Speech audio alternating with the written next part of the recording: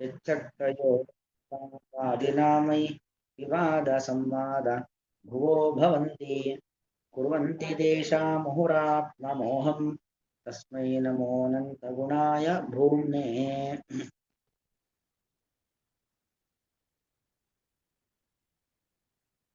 ಇದರಲ್ಲಿ ಅರ್ಧ ಭಾಗ ಆಗಿತ್ತು. ಅಂದ್ರೆ ದಕ್ಷ ಪ್ರಜಾಪತಿ ಮಾಡತಕ್ಕಂತಹ ಹಂಸ ಮುಖ್ಯ ಸ್ತೋತ್ರ.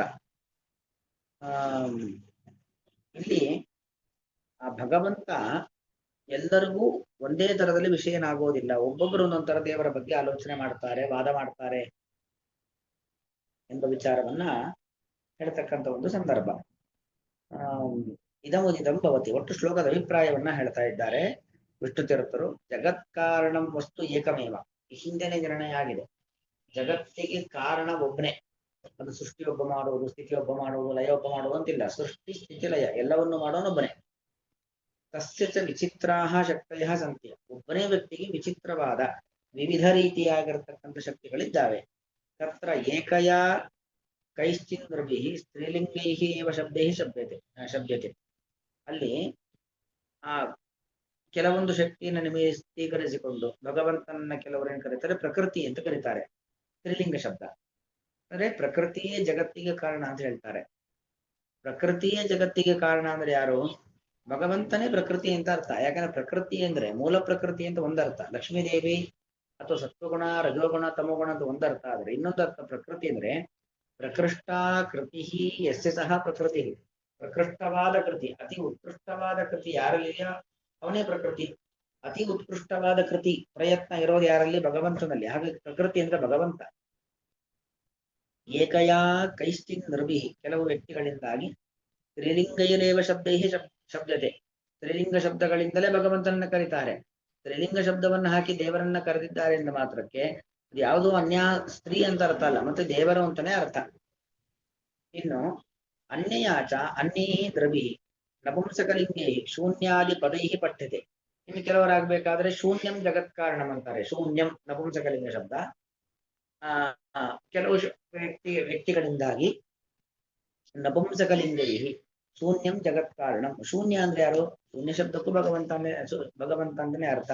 ಹೀಗೆ ಶೂನ್ಯ ನಾಮಕನಾಗಿರ್ತಕ್ಕಂಥ ಭಗವಂತನೇ ಜಗತ್ತಿಗೆ ಕಾರಣ. ಇನ್ನು ಪರಯಾಚ ಪರೈಹಿ ಅವಸ್ತು ಬೋಧಕೈಹಿ ಅಲೀಕಾದಿಭಿ ಅಭಿಧಾನೈಹಿ ಅಭಿಧೀಯತೆ.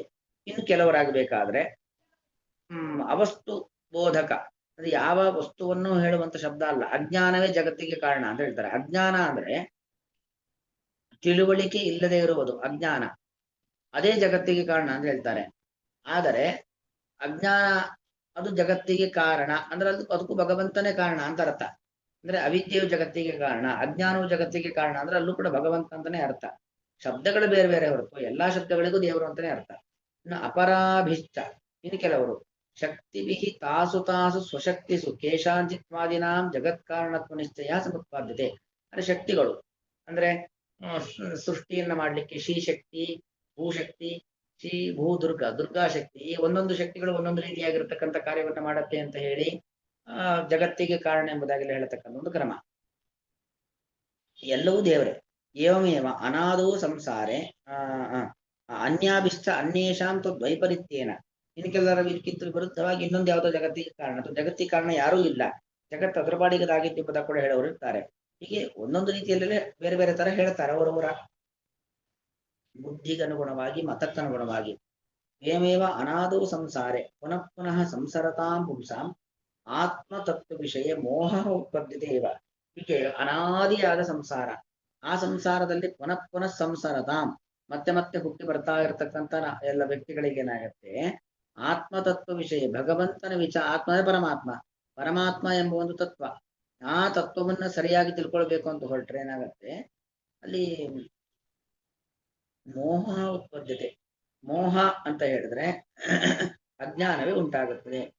ಯಾವದಯಂ ಪುಮಾನ್ ನಿಷ್ಕಾಪಟ್ಟೇನ ಮನಸಾ ಸ್ವಚರಣ ಶರಣಂ ಅನುಸರತಿ. ಅಂದ್ರೆ ಎಲ್ಲುವರೆಗೆ ಮೋಹ ಅಂತ ಹೇಳಿದ್ರೆ ಎಲ್ಲುವರೆಗೆ ತನ್ನ ಒಳಗೆ ಇದ್ದದ್ದನ್ನ ಶಾಸ್ತ್ರದಲ್ಲಿ ಕಾಣ್ತೀನಿ ಅನ್ನೋ ಭಾವನೆ ಬಿಡಬೇಕು. ಶಾಸ್ತ್ರದಲ್ಲಿ ಏನಿದೆ, ನಾನು ನಿಷ್ಕಲ್ಮಶವಾದ ಮನಸ್ಸು, ನಿಷ್ಕಲ್ಮಶವಾದ ಬುದ್ಧಿಯನ್ನ ಇಟ್ಟುಕೊಂಡು ಪ್ರಾಮಾಣಿಕವಾಗಿ ಶಾಸ್ತ್ರಕ್ಕೆ ಮೊರೆ ಹೊಂತೀನಿ.